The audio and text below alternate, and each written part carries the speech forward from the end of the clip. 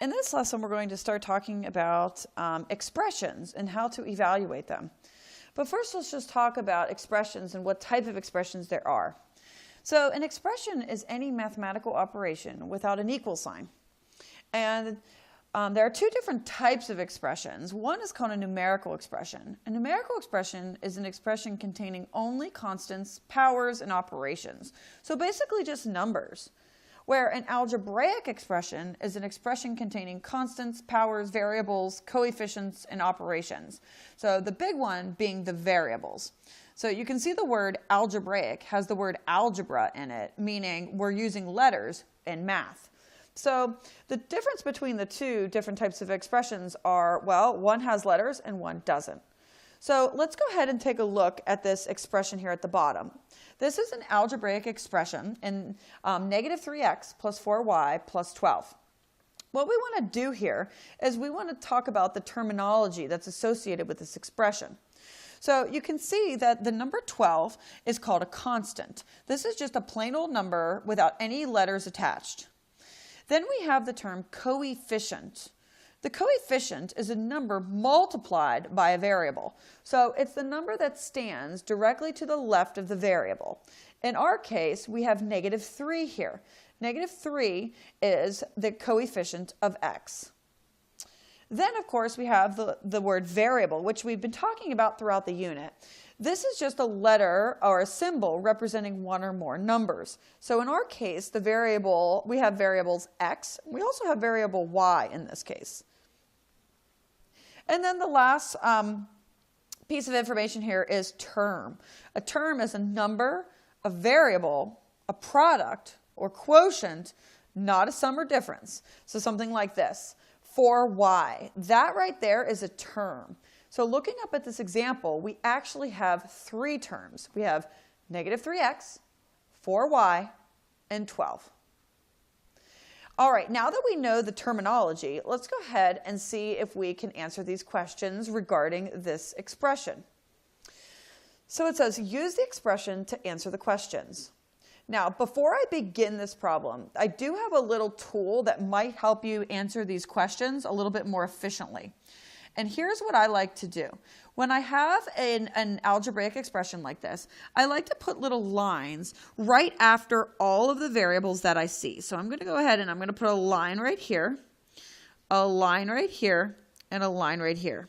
What that does is it breaks my expression up into its 4 terms. All right, now let's go ahead and answer number 1. What is the coefficient of x? Again, the coefficient is the number that stands in front of the variable. So in our case, the coefficient is going to be negative 3.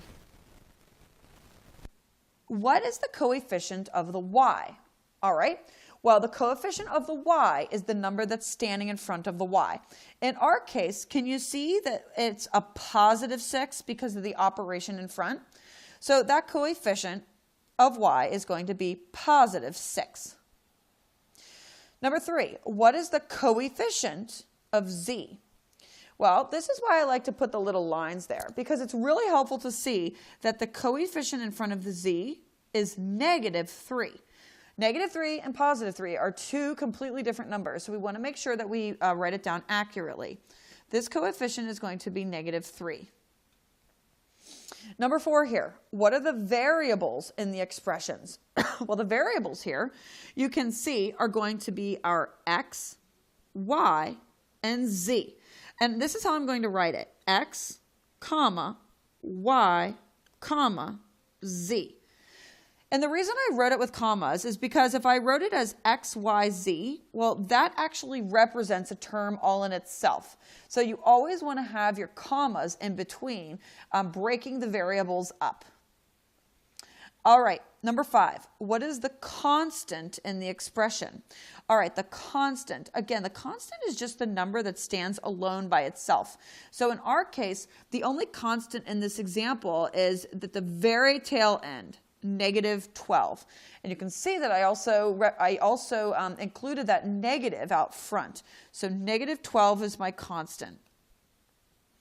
And then the last question, how many terms are in the expression? Well, those little lines that we cut the expression with at the beginning kind of breaks our terms up. This is 1 term, 2 term, 3 term, and 4 term. So we have 4 terms in this expression. Let's look at one more example. Feel free to pause the video at this time and try this example on your own, and then check your answers with me. All right, before I begin this problem, I'm just going to go ahead and draw a line after each variable. That breaks it into terms, and it also shows me the operations in front of each of my coefficients. Okay, so number 1, what are the variables in the expressions? Variables are letters. So I have an M, I have a Y, I have a G, and I have an F. Notice how I put commas in between my variables, separating those pieces. Number 2, what is the constant in the expression? The constant is the number that stands by itself. That number is usually at the very, very end, and it happens to be positive 7. Number 3, how many terms are in the expression? Well, you can see that my boxes break up my terms. So I have 1 term, 2 term, 3 term, 4 term, and 5 term. So I have 5 terms in this expression. Number 4, what is the coefficient of the M? All right, well, the coefficient of the M is the number that stands in front. That's going to be a 5. Number 5, what is the coefficient of the Y? Oh, this is a tricky one. Who's standing right in front of the Y? Well, I have a negative, and remember that we can always put a 1 right in front there. So my coefficient is negative 1. And then the last question, what is the coefficient of G? All right, if I look up at my G and then I look who's standing in front of him, that is an 8. So my coefficient is 8. So that kind of breaks up your expression into all of its components. Now what we want to do is we want to learn how to evaluate an expression. So let's go ahead and look at this vocabulary term first. The word is replacement value. A replacement value is a number that's substituted in for a variable. So it's basically a number that's going to replace a given variable in an expression. So let's look at the first example here. If x is equal to 3 and y is equal to negative 1, evaluate the expression negative 6xy plus 3. So let me show you how to do this. Before you begin solving this problem, here's what I want you to do. I want you to rewrite your expression like this. So this is my given expression, and I want you to do this. It's going to help you tremendously. I want you to rewrite it with variables in parentheses. So all I'm going to do is I'm going to rewrite it, and every time I see a variable, I'm going to put parentheses around it. Okay, now that you have done that step, watch what I'm going to do. These are my replacement values. I'm going to substitute these values in to where I see those variables. So where I see an x, I'm going to replace it with a 3. So watch what I'm going to do. Negative 6, I'm going to keep my parentheses there. Instead of writing an x down, I'm going to write a 3. And wherever I see a y, I'm going to write a negative 1. I'm replacing the values with my new values. And then I'm going to say plus 3 just to finish off my expression. What you've done right there is you've used the replacement values. Now we're just going to evaluate this using order of operations. Remember, order of operations is our PEMDAS. So we ask ourselves, do we have any parentheses with anything inside that we can simplify? And the answer is no. Do we have any exponents? No. Do we have any multiplication? All right, multiplication or division, we do. So let's go ahead and multiply negative 6 times 3. Remember, we always work from left to right. So that's going to leave us with negative 18. And just like we did in the order of operations unit, I'm going to go ahead and write down all of my steps. I have more multiplication, so I'm going to go ahead and multiply. Negative 18 times negative 1 is 18. I'm going to rewrite my 3. And then multiplication and division is over at this point. Now we need to do our addition subtraction. So we have 18 plus 3 is going to give us 21. So we've evaluated this expression down to 21. And if you remember back in the order of operations section, we highlighted those steps that we did. So I'm going to go ahead and highlight those for you to see. Okay, let's go ahead and try another one now.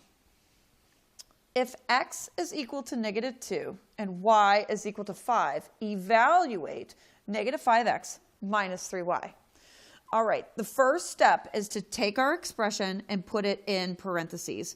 I'm going to say -5, and I'm going to put my x, which is my variable, in parentheses. I'm going to just take a second and do that. Now I'm going to go ahead and I'm going to take my replacement values and substitute them into the given values. So I have -5. So I'm going to replace my x with the value of -2. So I'm going to go ahead and substitute them in. -3. And then I'm going to go ahead and take my y, and instead of y, I'm going to go ahead and replace it with a 5. Now I've turned this algebraic expression into a numerical expression. So now I can go ahead and simplify. So I'm going to start with my parentheses, which I don't have. I mean, I do, but I don't have anything that I can simplify down. I don't have any exponents, but I do have multiplication. So I'm going to go ahead and work from left to right. So I have -5 times -2 is 10. And then I'm going to go ahead and rewrite my step. And then I also have 3 times 5, which is 15. So I have 10 minus 15. So my multiplication division is done. So now I'm going to go ahead and subtract. Be very careful with your operations here. 10 minus 15 is -5. And so I've evaluated this expression down to -5. And that is my answer. So I am going to go ahead and I'm going to highlight all of my order of operations for you. Okay, so there we have it.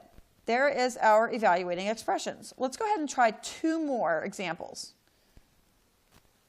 All right, these are a little bit more complex, and this is where you're really going to start to see your parentheses come in handy.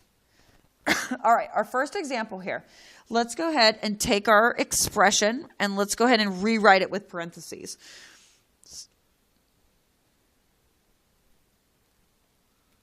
Okay, so I have 2 times my x squared plus 3 times my y squared. Now, you might be wondering, well, why is the 2 outside of the parentheses? Because the rule is to only put parentheses around the variable, and the variable is a letter. Okay, so now let's go ahead and replace the x and y with the replacement values. So I'm going to go ahead and put a 3 in for my x. So anywhere where I see an x, I'm going to go ahead and write a 3. And for my y, I'm going to go ahead and replace my y with a -1. Now I'm going to go ahead and simplify using order of operations. So the first thing is parentheses. Well, I don't have any parentheses that have anything inside that need to be simplified. So I'm going to move to my exponents. I have 2 sets of exponents here. Here's my 1. So 3 squared is going to be 9. So I have 2 times 9. And then I'm going to go ahead and rewrite all of my other steps. And then I also have -1 squared. Now remember, -1 squared is -1 times -1 is just 1. So I'm going to go ahead and take a second and rewrite everything. Now my exponents are finished. Now it looks like I have multiplication and addition. So let's go ahead and do multiplication. 2 times 9 is 18. And I also have 3 times 1 is 3. And then I'm going to finish it off by saying 18 plus 3 gives me an answer of 21. So we've evaluated this expression down to 21. So I am going to go ahead and take a second and show you all my steps using order of operations. Here we go. All right, and we're finished. All right, last example here. The last example, let's go ahead and let's put parentheses around our variables for this one. So I'm going to start with negative, and then I'm going to put an x in parentheses. Notice how the negative does not go in parentheses, because the rule is only the variables go in parentheses.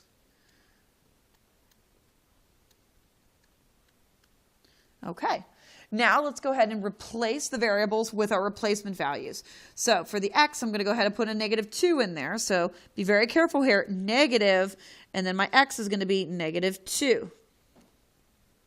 Plus my y, I'm going to replace in there a -5. And I have another x over here, so I'm going to use the same value, -2. Now I'm going to simplify using my order of operations. So I'm going to use my parentheses and then my exponents. I have exponents right here. So I have -2.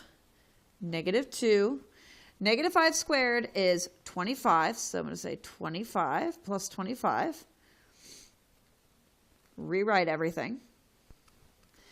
Now I'm going to go ahead and simplify multiplication. So I have two sets of multiplication here. Remember, when I have a negative by itself, I can put a 1 out front. So that's going to be multiplication there. -1 times -2 is going to leave me with 2. So I'm going to write the step out. I have one more set of multiplication here. So I'm going to go ahead and rewrite that as 2 plus 25. 3 times -2 is -6, so that's going to be -6. And now I just have addition and subtraction. So I'm going to go ahead and I'm going to say 2 plus 25 is 27.